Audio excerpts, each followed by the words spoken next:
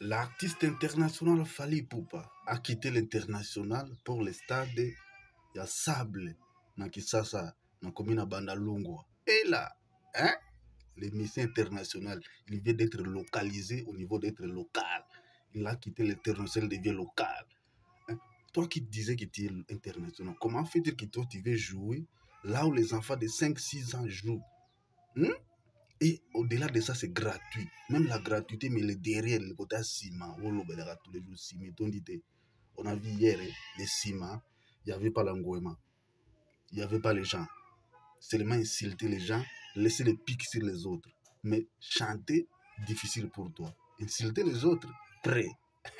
Monsieur, tu es ça qui est ok. Musique, ils allaient le kutate. So, lingi, yembe la bato bien, bine la bato. Mais yo, tu es bien que vous allez danser, vous allez avoir flash disque. Puis au-delà de ça, vous avez la bato, vous avez un bato, vous avez local, vous international. Mais comment fait-il un artiste international? A qui nous met un concert gratuit dans Sable. Bato bakoko ya te batonda. Si ko bato bazaba local wana, babeta na batera Sable te.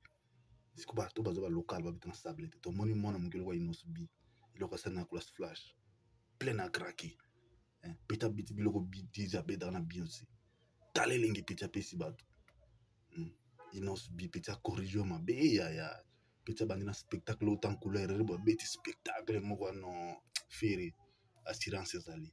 Vous avez un réseau tant le bagandé en 2015 que Inos B a représenté Congo valablement. Aujourd'hui, on a été de voir que Inos B a représenté Mboga. Tout le monde a pu représenter Mboga danger. Tout le monde a pu la créer, a représenté Mboga. Mais yo le bag na biso goza producteur. Si vous avez mission au format bango, ou créer bango baza wapi. Tout le monde a pu bangote. Et que c'est qu'à l'okuta vitesse de croisière. Tout le monde a l'okuté. Musique est en bloc na lokuta te. Boto ko sabi sur ba réseaux sociaux na bino ya lokuta on peut quoi refinga ba ton ba commentaire. Bo yimba nde bo sepelisa bato. To na posa nango bato ba sepela.